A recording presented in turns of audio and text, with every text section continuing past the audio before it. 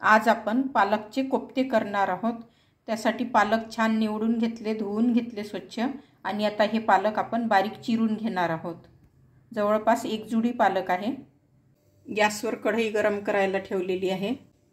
गॅसवर कढई गरम झालेली आहे। यामध्ये आता तेल घालूया।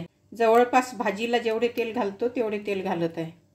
हे तेल आता छान कडकडीत तापवून घ्यायचे आहे। तेल छान तापलेले आहे।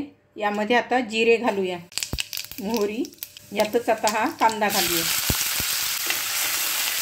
हा कांदा लालसर होतपर्यंत परतवून घ्यायचा आहे। 4-5 कढीपत्त्याची पानं घालूया। कांदा लालसर झालेला आहे। यामध्ये हळद घालूया। पाव चमचा हळद आहे, 1 चमचा तिखट आहे, 1 चमचा धणे पावडर आहे, हा थोडा गरम मसाला आहे। यातच आता हे चिरलेले पालक घालूया। यात आता मीठ घालूया आपापल्या चवीनुसार। हे छान आता मिक्स करून घ्यायचे। आता यात थोडे बेसन घालूया, अगदी अर्धा चमचा। यातच 1 चमचा बाजरीचे पीठ घालत आहे। हे मिश्रण छान सुकेपर्यंत आता शिजू द्यायचे। झाकण ठेवूया आणि वरचे वर हलवत राहायचे, म्हणजे तळाला लागणार नाही याची काळजी घ्यायची। आता हे सारण तयार आहे। गॅस बंद करूया। आता हे थंड होऊ देऊ।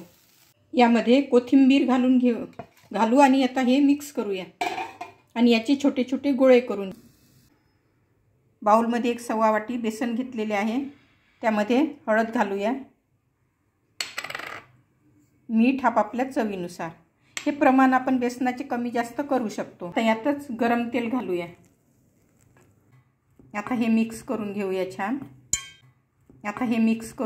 छान। आणि यामध्ये आता थोडे थोडे पाणी घालून याची पेस्ट करून घ्यायची आहे। पाणी एकदम घालायचे नाही, अगदी थोडे थोडे घालायचे। ही पेस्ट आता तयार आहे। जास्त घट्ट पण नाही आणि जास्त पातळ पण नाही। तेल तापलेले आहे कडकडीत छान।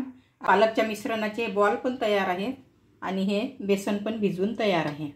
आता हे बॉल याच्यामध्ये बुडवून तळून घेऊ। आता एक एक बॉल यामध्ये सोडूया। गॅस कमी केलेला आहे। तेल कडकडीत तापवून घेतले। हाताने सुद्धा टाकता येतात।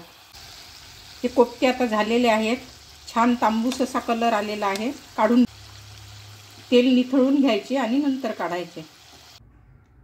हे पालकचे कोफ्ते आता खाण्यासाठी तयार आहे।